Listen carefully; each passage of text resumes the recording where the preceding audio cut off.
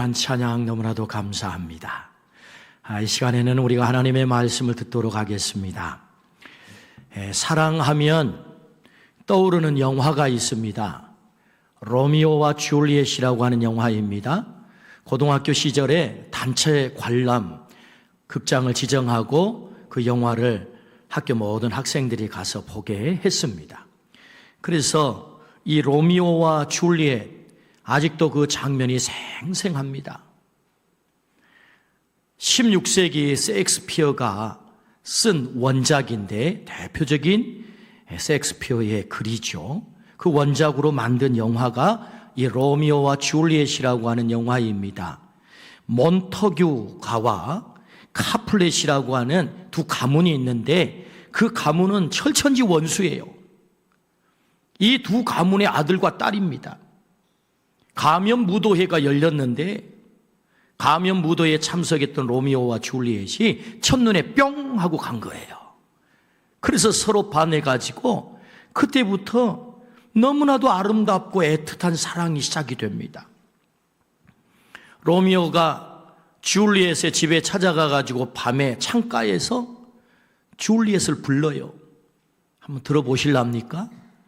줄리엣, 줄리엣 이렇게 불렀어요. 그 목소리가 아직도 생생합니다, 귀에. 너무너무 아름다운 사랑을 했어요. 그런데 이렇게 뜨겁게 사랑하는 두 사람이 너무나도 안타깝게 비극적으로 끝나요. 로미오를 사랑한 줄리엣이 못마땅한 그의 아버지는 다른 남자에게 강제 결혼을 시키려고 합니다. 아버지의 손으로부터 벗어나기 위해서 이 줄리엣은 깊은 잠에 빠지는 약을 먹어요. 가사 상태에 빠지는 약을 먹습니다. 그리고는 이 로미오가 줄리엣이 죽었다는 소문을 들어요. 그래서 이 줄리엣이 죽어 장사 지냈다고 하는 그 무덤에 갑니다. 근데 정말로 사랑하는 연인 줄리엣이 누워있는 거예요. 소망이 없어졌어요. 그래서 가지고 있던 독약을 먹고 그 사랑하는 연인 줄리엣 곁에서 자살을 해요. 깊은 잠에서 줄리엣이 깨어났습니다. 보았더니 그토록 사랑하는 로미오가 자기 곁에서 죽어 있는 거예요. 그래서 가지고 있는 단검을 빼서 가슴에 찔러 줄리엣도 자살을 해요. 이것이 영화의 마지막 장면입니다. 얼마나 안타깝던지. 자, 이 영화가 해피엔딩으로 끝나면 얼마나 좋겠냐. 아직도 마음이 아리합니다.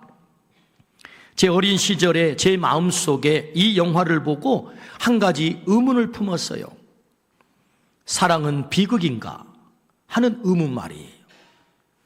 세월이 흘러 살아오면서 그 의문에 답을 찾게 됐습니다. 사랑에는 여러 종류의 사랑이 있음을 알게 됐습니다. 남녀 간의 진한 에로스의 사랑, 우정의 사랑, 친구가 친구를 사랑하는 우정의 사랑, 휠리아의 사랑, 부모와 자녀 사이의 사랑, 스톨게의 사랑, 조건 없이 모든 것을 내주는 아가페의 사랑, 비극적인 사랑, 희극적인 사랑, 여러 종류의 사랑이 있음을 알게 됐어요. 사랑은 꼭 비극만이 아닌 것을 알게 됐단 말입니다. 오늘 본문은 요한복음 3장 16절 위대한 희극적 사랑의 이야기를 우리에게 말씀하세요. 인류 역사상 가장 위대한 사랑의 이야기죠. 왜 위대한 사랑 이야기입니까? 이 사랑 이야기 때문에 인류의 역사가 BC와 AD 두 동강으로 났다는 사실 인정하지 않아도 이 사랑의 이야기가 너무나 위대하고 놀라워서 가장 위대한 이야기이기에 이 사랑 때문에 인류의 역사가 BC, AD 나뉘었단 말입니다. 화면에 탁 나와야 되는데 좀 떴습니다.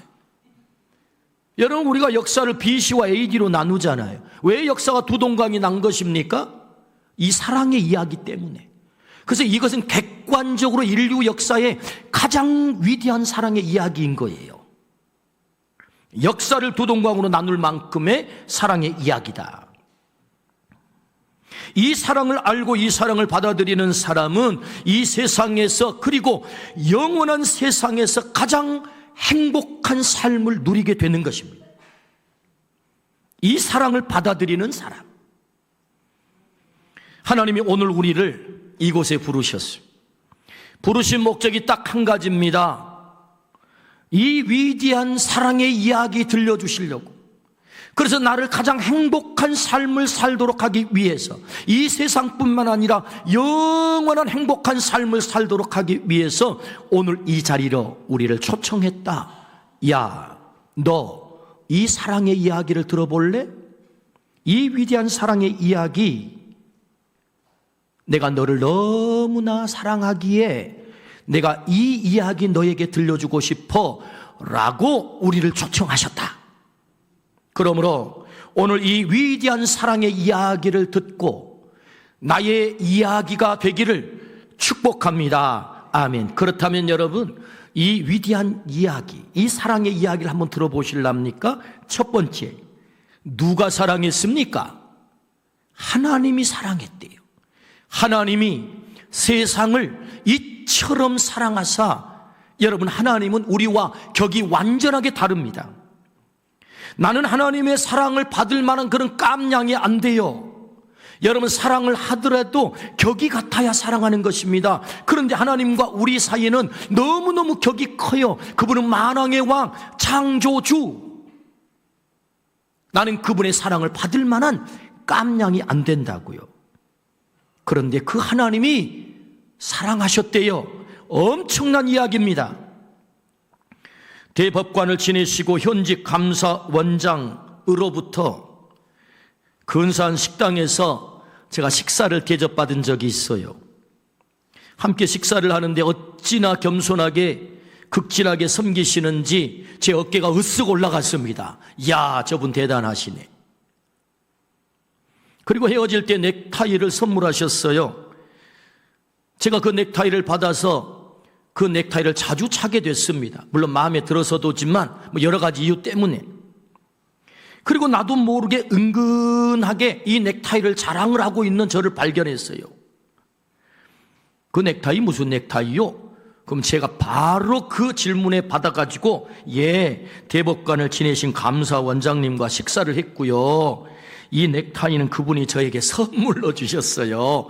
그분은 우리 교회 권사님 사위거든요 하고 자랑을 했단 말입니다. 왜 그렇게 자랑을 하게 되었을까요?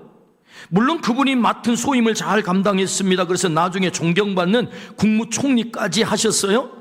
뭔가 격이 다른 분이 나를 대접했다는 것이고 나를 섬겼다는 것입니다. 그래서 자랑하는 거예요. 하나님은 나와 완전히 격이 다릅니다. 그 격이 다르신 하나님께서, 우주를 창조하신 하나님께서, 이 우주의 주인 되신 만왕의 왕 되신 하나님께서 나를 사랑했다라고 말씀하세요. 내가 사랑받는다는 것은 어불성설이에요.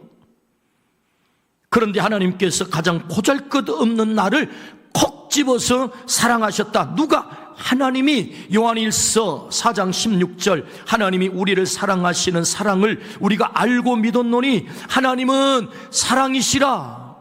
하나님은 사랑이시라. 사랑의 근원이래요. 그 하나님께서 오늘도 나를 사랑한대요. 이 위대한 사랑의 이야기를 너 들어볼래? 그래서 우리를 부르신 거래요. 20세기의 가장 위대한 신학자 칼 바르트가 저 미국의 유명한 대학에서 강연을 했어요. 강연을 끝나고 나자 한 기자가 그에게 질문을 합니다. 당신이 쓰신 책 교의학이라고 하는 책이 어마어마하게 방대하고 양도 대단히 많은데 그 많은 양의 책을 한마디로 축약을 해서 한 문장으로 얘기한다면 도대체 그 책 내용이 뭡니까? 그랬더니 칼 바르트 선생님이 대답합니다.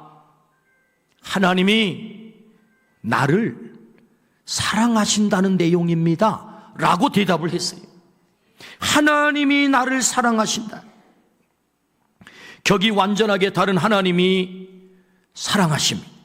그 하나님께서 오늘 나에게 이 자리로 우리를 초청하셔서 프로포즈 하는 거예요.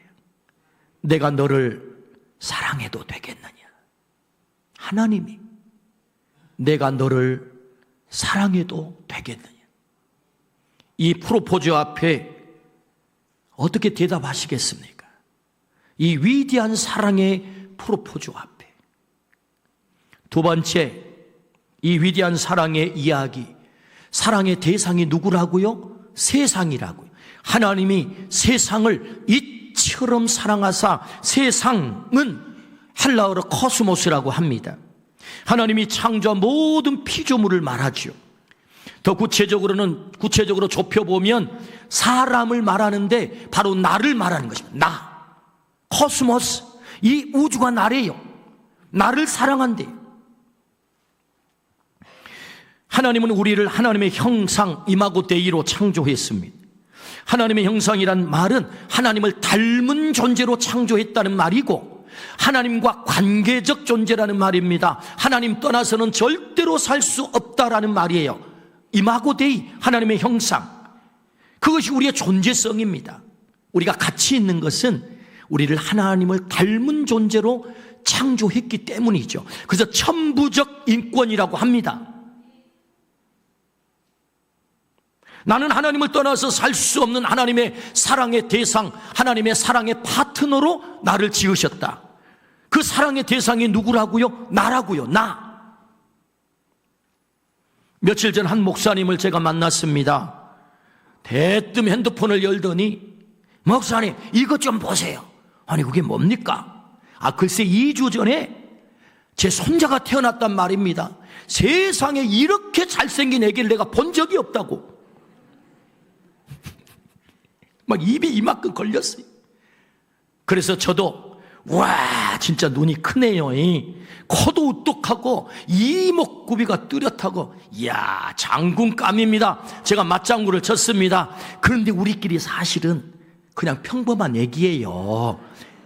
깐난 애기, 찐빵처럼 생긴 애기. 그런데 제가 맞장구를 쳤습니다. 와 진짜 장군감이라. 얼마나 기분이 좋아하는지. 목사님 내가 성도들에게 자랑하고 싶어 죽겠는데, 자랑하면 성도들 미안하고, 그래서 목사님도 손주를 봤다 그러니까 제가 목사님한테 자랑합니다. 그렇게 좋습니까? 글쎄 말이요 목사님, 이놈이 나를 닮았단 말이요. 이 요놈 아버지를 내가 낳았을 때 우리 아버지께서 당신 닮았다고 할아버지가 얼마나 좋아하든지. 그런데 손자를 낳고 보니까 아직 나를 닮아버렸다고. 목사님 제가 그 기분 압니다. 우리 손녀도 나 닮았거든요. 왜 사랑합니까? 닮았어요. 우리를 하나님 닮은 존재로 창조했단 말입니다. 그래서 하나님이 나를 사랑한대요. 나를 사랑의 파트너, 사랑의 대상으로 나를 창조했대요.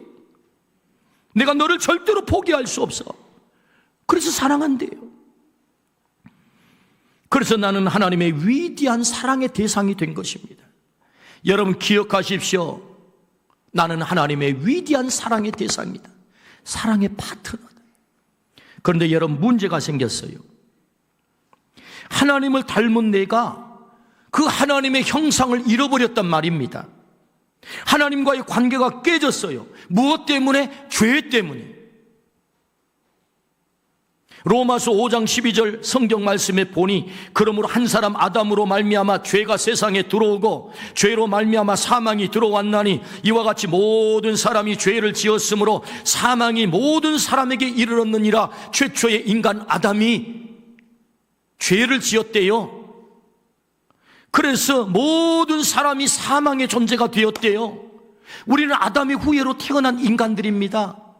그래서 이 아담의 죄로 말미암아 하나님과 관계가 깨지고, 관계가 깨질 뿐만 아니라 하나님을 닮은 존재로 지음받은 우리의 하나님의 형상을 잃게 됐다는 말입니다. 그래서 우리는 모두가 죄인 되었고 사망의 존재가 됐다라고 말씀하세요. 문제가 생긴 거죠. 여기서 말씀하시는 사망이라는 말은 둘째 사망을 말합니다. 사망에는 첫째 사망이 있고 둘째 사망이 있어요. 첫째 사망은 생물학적 죽음이에요. 우리는 다 죽습니다. 예외 없이. 둘째 사망이 있는데 그것을 영벌, 지옥에 떨어지는 거라고 말씀하세요. 우리는 죄로 말미암아 둘째 사망, 지옥에 떨어지는 존재가 되었습니다. 히브리서 9장 27절 말씀에 한 번 죽는 것은 사람에게 정해진 것이요 그 후에는 심판이 있으리니, 우리가 이 땅의 호흡이 끝나는 날 하나님 앞에 가서 다 심판을 받는데요, 성경이 그렇게 말씀하세요. 그런 우리를 하나님은 사망의 존재가 되어버린 우리를, 심판대 앞에 서야 될 우리를 하나님이 사랑했대요. 에베소서 2장 4절에서 5절, 긍휼이 풍성하신 하나님이 우리를 사랑하신 그 큰 사랑을 인하여 허물로 죽은 우리를 그리스도와 함께 살리셨고 라고 말씀을 하세요. 그 큰 사랑으로 우리를 살리셨다, 사랑하셨다. 사랑받을 수 없는 죄인을 사랑하셨다는 말씀이죠. 여러분, 사랑할 만해서 사랑한다는 얘기가 아니고요, 우리가 죄로 말미암아 고장이 나버렸고 망가져 버렸고 허물로 죽은 존재가 되어버렸고 둘째 사망 지옥에 떨어져 버릴 수밖에 없는 그런 존재가 되었고, 그래서 사랑할 만하지 않는 존재로 우리가 바뀐 거예요. 그런데 그런 우리를 하나님의 큰 사랑으로 사랑하였다, 그렇게 성경은 말씀하는 것입니다. 그래서 위대한 거예요. 이 사랑이 고장났기 때문에, 망가졌기 때문에, 상처졌기 때문에, 죄와 허물로 냄새나는 존재가 되었기 때문에, 지옥불에 떨어질 수밖에 없었기 때문에, 그런데 하나님을 닮은 존재이기에 나를 포기할 수 없어서 하나님이 나를 오늘도 사랑하신다. 이것이 위대한 사랑의 이야기예요. 나를 포기할 수 없대요. 내가 그 사랑의 대상이 돼요. 누구를 사랑한다고요? 나를 사랑한다고. 내가 망가져버렸기 때문에 나를 포기할 수 없어서 끝까지 사랑하시는 하나님의 사랑, 너무나도 사랑하기에. 세 번째, 이 위대한 사랑의 얘기를 들어보시겠습니까? 어떻게 사랑했습니까? 그러면 어떻게 사랑했습니까? 독생자를 주셨대요. 하나님이 세상을 이처럼 사랑하사 독생자를 주셨으니, 독생자를 우리에게 주셨다. 독생자란 모노게네스, 외아들, 그 속성과 성품에 있어서 유일무이하신 분, 속성과 성품에 있어서 유일무이하신 분, 그분이 독생자예요. 모노게네스. 모노게네스 독생자는 무엇이 유일합니까? 우리의 죄를 해결할 유일무이하신 분이세요. 죄로 말미암아 둘째 사망에 처해질 수밖에 없는 우리의 둘째 사망을 해결하실 유일무이하신 분이다. 영생을 얻게 할 유일무이하신 분이다. 죄로 말미암아 닫혀버린 천국문을 여실 유일무이하신 모노게네스, 독생자. 그분은 누구십니까? 예수 그리스도. 독생자가 누구시라고요? 예수 그리스도. 유일하게 우리의 천국의 문을 여실 분, 그분이 독생자. 그분을 하나님께서 우리에게 선물로 보내셨다. 그래서 위대한 사랑이다 라는 말씀입니다. 마태복음 1장 21절 말씀에 아들을 낳으리니 이름을 예수라 하라. 이는 그가 자기 백성을 그들의 죄에서 구원할 자이심이라. 예수라는 이름의 뜻은 자기 백성을 그들의 죄에서 구원할 자라는 뜻입니다. 그러니까 예수님은 우리의 죄를 해결하기 위해서 이 땅에 보내셨다라는 말씀이죠. 어떻게 해결하십니까? 우리의 모든 죄를 걸머지고 십자가에서 피와 물을 다 쏟으시고 내가 죄값을 치러야 되는데 그 아들 예수 그리스도에게 그 죄값을 다 지우셔서 나 대신 십자가에서 죽게 만드셨어요. 그래서 교회는 십자가를 심볼로 걸어놓고 있는 것입니다. 이 십자가가 하나님의 사랑의 현장이에요. 위대한 하나님의 사랑의 현장. 그 십자가에서 나의 모든 죄를 해결하기 위하여 내 죄를 걸머지고 대신 죽으셨다. 그래서 마가복음 10장 45절에 인자가 온 것은 섬김을 받으려 함이 아니라 도리어 섬기려 하고 자기 목숨을 많은 사람의 대속물로 주려 하심이라. 대속물이란 대신 죄를 해결하기 위해서 죽으시는 제물. 누가? 예수님이. 독생자 예수님이. 이게 사실입니까? 네, 사실입니다. 어떻게 증명할 수 있나요? 그것은 이 땅의 역사가 그것이 사실임을 증명해요. 예수님이 부활하심으로 예수 그리스도의 십자가에서 내 죄가 해결됐음이 사실임을 증명하고 있는 것입니다. 그래서 이 땅의 역사가 BC와 AD로 나누게 된 거예요. 2024년 AD 2023년 4년 금년이 2024년 아니에요? 이 연도가 언제부터 출발한 것입니까? 예수님이 이 땅에 오셔서 부활하심으로 2024년이 시작된 거예요. 그러므로 이 땅의 역사가 예수님의 부활이 사실이고 십자가에서 예수님이 나의 죄를 해결하셨음이 사실임을 증명하고 있는 거예요. 이 십자가에서 놀라운 일이 벌어지고 있는 것입니다. 어떤 일? 그것은 위대한 신적 교환, 익스체인지가 일어난 거예요. 위대한 신적 교환이 이루어졌다. 어떤 교환이요? 나의 죄를 가져가시고 나를 용서해 주시고 나의 저주를 가져가시고 나에게 축복해 주시고 내 질병을 가져가시고 나를 건강하게 하시고 내 사망을 가져가시고 내게 생명을 주시고 멸망을 가져가시고 영생을 주시고 할렐루야. 지옥을 가져가시고 천국을 허락한 줄로 믿습니다. 어디에서? 십자가에서. 체인지 됐다. 신적 교환이 이루어졌다. 뭘로 증명했다고요? 부활로 증명했다고. 예수님이 십자가에 달려 돌아가신 후 3일 만에 부활하셔서 우리의 영원한 생명의 보증이 된 줄로 믿습니다. 그래서 이 땅의 역사가 2024년이에요. 그것이 사실이기 때문에. 십자가와 부활은 하나님의 위대한 사랑의 현장입니다. 독생자를 보내셨다. 어떻게 사랑했다고요? 모노게네스, 한 분 독생자 예수님을 이 땅에 보내셔서 나의 사망을 가져가시고 생명을 준 거예요. 그렇게 나를 사랑했다. 아주 친한 두 목사님이 계셨대요. 한 목사님은 아들이 5, 근데 한 목사님은 한 명의 자식도 없어요. 두 목사님이 너무너무 친했는데 자식이 없는 목사님이 두 목사님이 너무너무 친했는데 자식이 없는 목사님이 5 아들을 둔 목사님을 볼 때마다 너무 부러워가지고 어느 날 그 친구 목사님에게 부탁을 했답니다. 여보게 친구, 내 정말 긴한 부탁이 있는데 꼭 들어주시게.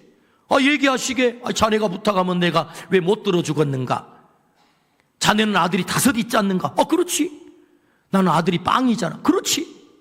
자네 5 아들 가운데 1명 나한테 양자로 주면 내가 훌륭하게 키움세. 자네가 부탁하면 내 못 들어줄 것도 없지. 그리고 집으로 돌아갔어요. 과거에는 가난한 시절에는 여러분 8식구 9식구가 한 방에 잡니다. 옥수수 알맹이처럼 자식들이 쫙 나란히 누워서 자는 모습을 본 이 목사님이 가만히 있어라. 어떤 아들을 보내야 되나. 우리 장남. 장남은 안 되지. 장남이니까. 둘째, 이놈은 너무 공부를 잘하고 똑똑하고 스마트해. 우리 집안을 일으킬 놈이야. 이놈도 안 되지. 셋째, 이놈은 키가 제일 커. 잘생겼어. 우리 집 마스코트야. 안 되지. 넷째, 이놈은 늘 아파서 골골해. 이렇게 병약한 놈을 보내면 또 어떡한단 말이야. 아이고, 내가 데리고 있어야. 막둥이, 여놈 늘 재롱 부리고 웃음을 주는 우리 집 제일 기쁨이 세상에 5 아들 가운데 한 놈도 보낼 놈이 없는 거요. 이 목사님이 그날 밤 하나님의 사랑을 생각했대요.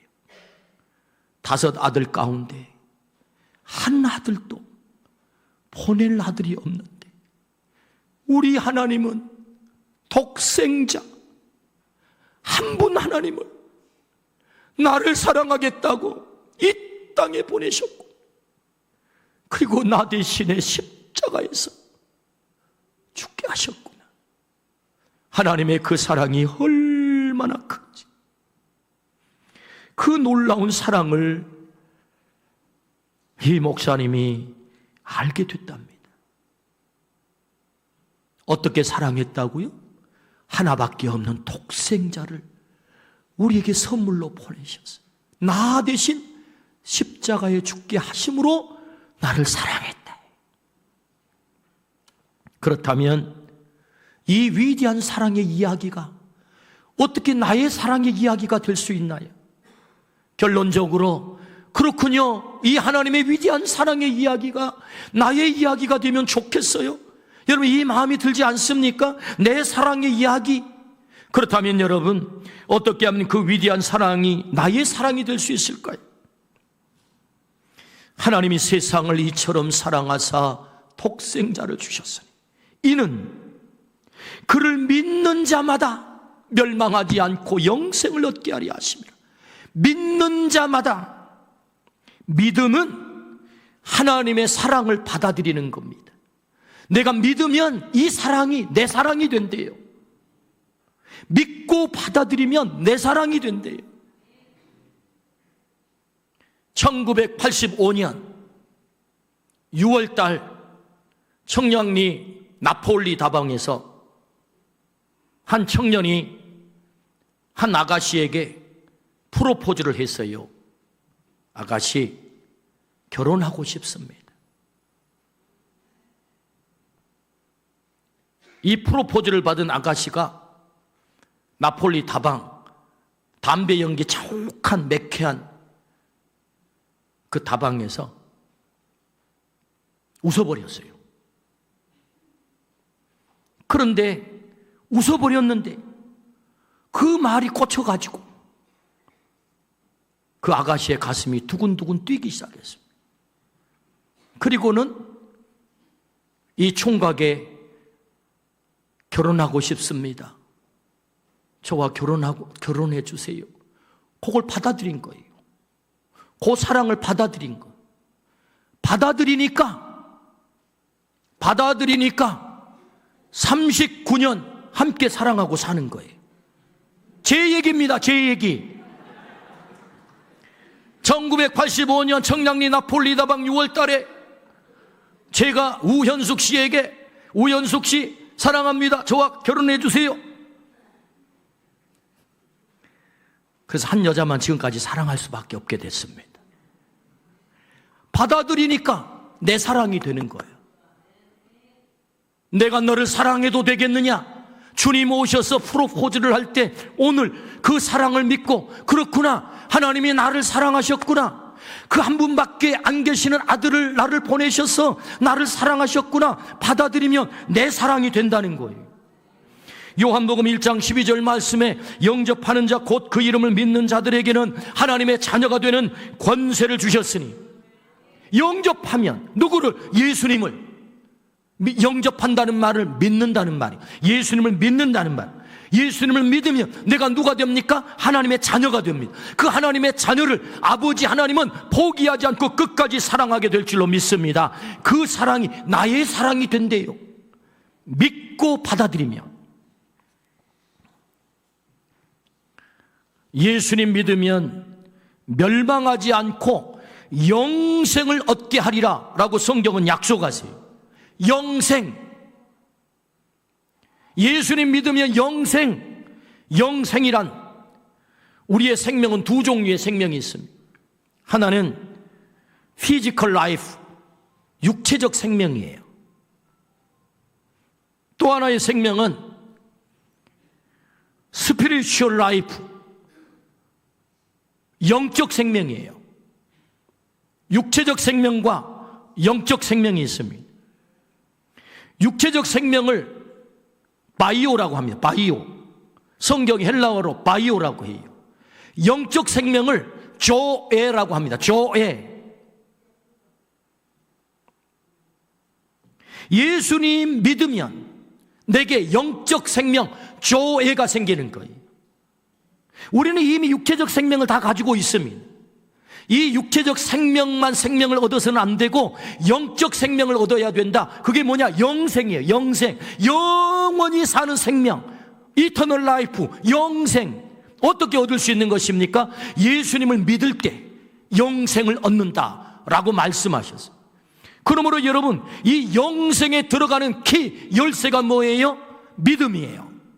예수님을 믿는 믿음이 우리가 영생의 문을 열고 들어가는 것입니다. 이 영생의 열쇠가 우리 모두의 열쇠가 되기를 축복합니다. 그리하여 영생 조에 영적 생명을 우리 모두가 누려 영생을 누리기를 축복합니다. 아멘. 유명한 부자 사업가 세 사람이 아주 훌륭한 45층 호텔 투숙하게 됐는데 45층에 가장 아름다운 경관을 볼 수 있는 스위트룸이 있었어요. 돈도 많겠다. 야, 우리 여기서 자자. 그래서 45층 스위트룸에 방을 잡았어요. 그리고 저녁 시간이 되니까 기가 막힌 음식거리에 아주 근사한 식당을 잡아가지고 저녁 식사를 하고 돌아오는 길에 이보게들 낮에 그 경관도 이렇게 아름다운데 밤에 야경은 또 얼마나 아름답겠는가. 빨리 스위트룸 가가지고 우리 야경을 구경하세. 좋네 하고 돌아와가지고 호텔 로비에 딱 도착을 했는데 사고가 생겼어요. 정전이 된 거예요. 45층까지 올라가야 되는데. 그래서 프론트에 일하신 분이 죄송합니다. 후레쉬를 드릴 테니 걸어 올라가시든지 아니면 너무 힘들면 여기 간이 첨대를 준비하겠습니다. 여기 주무시든지. 이보게들 올라가세. 뭐 이것도 추억인데 뭐 후레쉬를 들고 이제 45층을 올라가는 것입니다. 올라가다가 세 친구가 이보게들 그냥 가지 말고 무료하니까 15층씩 책임을 지고 어렸을 때부터 아주 경험한 이야기를 첫 번째 친구는 그 얘기 다 하고 그다음 두 번째 친구는 세상 살면서 고생하고 무섭고 어렵고 힘들고 무서운 얘기하고 마지막 세 번째 친구는 세상에 제일 재밌는 얘기 살아오면서 지금까지 제일 재밌는 얘기 다 하고 그래 15층씩 이렇게 책임지고 올라가세. 그래서 첫 번째 친구가 다 지나오면서 태어나가지고 이렇게 사는 얘기를 재밌게 했어. 이야, 우리 아이디어가 끝난다. 그래 두 번째 친구에게 패스했어요. 자, 두 번째 친구가 무서운 얘기, 고통스러운 얘기, 아팠다는 얘기 그래서 30층까지 도착했어요. 세 번째 친구에게 패스를 했어요. 야, 이제 네 차례야. 세상에 제일 재밌는 얘기 좀 해봐. 30층까지 올라오면서 땀이 삐질삐질 나고 너무 힘들어가지고 머리가 하얘져 버렸어요. 아무 생각이 안 나. 재밌는 얘기를 생각하려는데 생각이 안 나는 거예요. 그래가지고 땀을 질질 흘리면서 고생해서 45층에 딱 도착을 했어요. 그때 세 번째 친구가 무릎을 치면서 이야, 생각이 났다. 생각이 나. 재밌는 얘기가 생각이 나. 아니, 그게 뭔데? 키를 안 가져왔어. 45층. 스위트룸 문 열고 들어가야 되는데 키를 안 가져왔대. 이게 인생이에요. 우리가 태어나서 엄마 아빠의 사랑을 받고 할아버지 할머니의 귀여움을 독차지하면서 우리는 인생을 살아왔어요. 살다 보니 아픈 일도 있었고 고통스러운 일도 있었고 눈물 나는 일도 있었고 인생 얼마나 굴곡진지 너무너무 힘겹게 살았어요. 이제 인생 그 힘든 고난의 시기를 지나 좀 재미있는 일이 있으려나 라고 생각해 봤더니 시간은 너무 쏜살같이 흘러 마지막 44층 45층 내 인생의 종착역에 도착했어요. 내 인생의 종착역 그런데 키가 없어. 저 영생에 들어가야 될 문의 키, 저 시간 넘어 영원한 생명으로 들어가야 되는데 키가 없어. 얼마나 그 인생이 허무하겠습니까? 인생이 여기서 피지컬 라이프, 육체적 생명으로 끝나버린다면, 그래서 무로 돌아간다면 얼마나 좋겠습니까? 성경은 말씀합니다. 한 번 죽는 것은 정한 것이로되 이후에는 심판이 있으리라. 영원한 생명이 있대요. 영벌이 있대요. 영생에 들어가는 그 문을 여는 키가 뭐라고요? 예수님을 믿는 그 믿음이 키래요. 예수님을 믿는 그 믿음이 키래요. 그 믿음으로만 열 수 있는 영생의 문 준비하셨나요? 하나님이 오늘 이 귀한 자리로 우리를 왜 초대하셨습니까? 그것은 이 위대한 사랑의 이야기를 듣고 이 사랑의 이야기가 너의 이야기가 되면 좋겠어. 그래서 너도 인생 종착역에 도착했을 때 그 영원한 생명의 문을 열고 들어갈 그 키를 가지면 좋겠어. 그 문을 여는 키. 그래서 그 키를 주시기 위해서 오늘 우리를 이곳에 초청하신 것입니다. 어떻게 그 키를 우리가 갖게 되나요? 예수님을 믿으면. 나는 길이요 진리요 생명이니 나로 말미암지 않고는 아버지께로 올 자가 없다. 예수님이 길이래요, 진리래요, 생명이래요. 천하의 구원을 얻을 만한 다른 이름을 우리에게 준 적이 없다. 예수 외에는. 예수님을 믿을 때만 영생의 문을 열고 너 들어갈 수 있는 거야. 주님이 우리를 이 자리에 부르셔서 이 위대한 사랑의 이야기가 너의 이야기가 되어서 영원한 생명에 들어가면 참 좋겠어. 오늘 말씀하십니다. 오늘 그 예수 그리스도를 나의 구주로 믿음으로 하나님이 우리를 위하여 준비하신, 너무나 사랑하기에 준비하신 그 사랑의 키를 우리 모두가 받기를 주의 이름으로 축원합니다. 사랑합니다 나의 예수님, 사랑합니다 아주 많이요, 사랑합니다 나의 예수님, 사랑합니다 그것뿐이에요. 사랑한다더라. 내가 너를 잘 아노라. 사랑한다 내 딸아. 내게 축복 더하노라. 사랑합니다. 함께 찬양합니다. 사랑합니다 나의 예수님, 사랑합니다 아주 많이요, 사랑합니다 나의 예수님, 사랑합니다 그것뿐이에요. 사랑한다 하더라. 내가 너를 잘 아노라. 사랑한다 내 딸아. 내게 축복 더하. 사랑한다 아들아.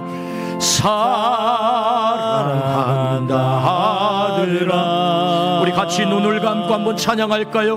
내가 너를 자라노라. 사랑한다 내 딸아, 내게 축복 더하노라. 여러분 한번 눈을 감아 보십시오. 위대한 사랑의 이야기,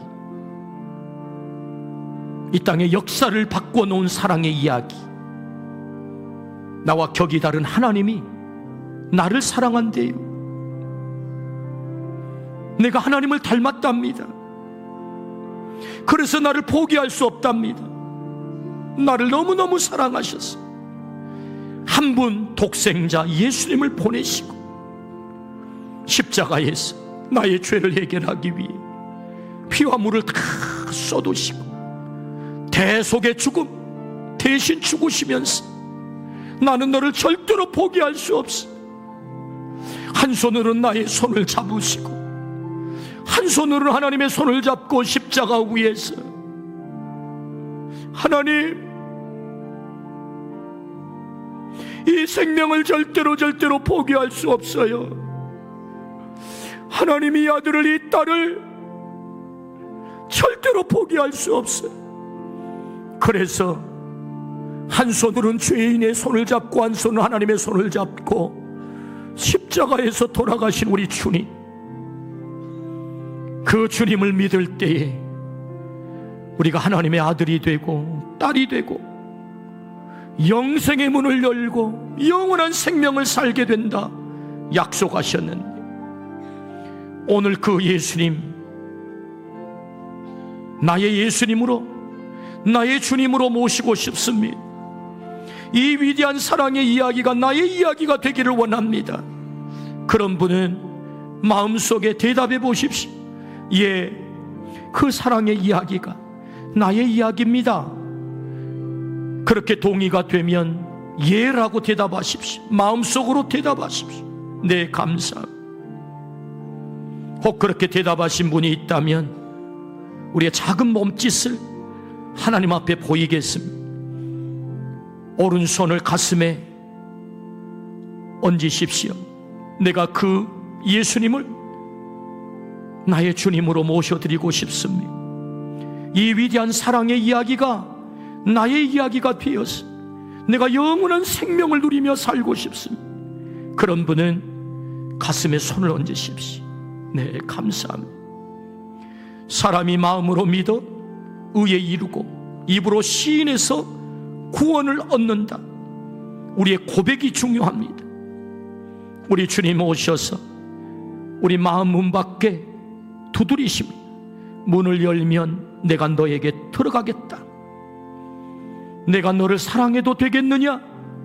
프로포즈 하시는 주님, 예, 오십시오. 그 사랑을 받아들입니다. 네, 감사합니다. 제가 기도하겠습니다. 하나님 아버지, 나를 택하시고 나를 포기하지 않고 나를 주의 성전으로 불러주시니 감사합니다.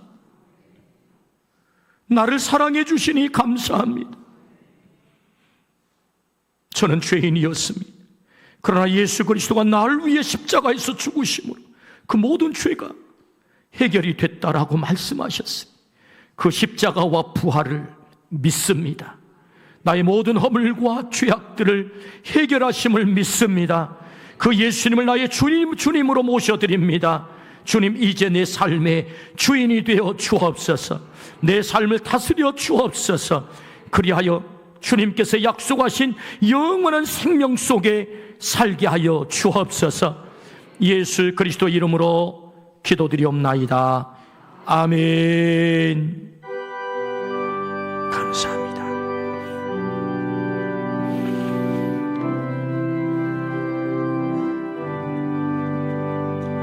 주님께서 우리를 살리셨습니다.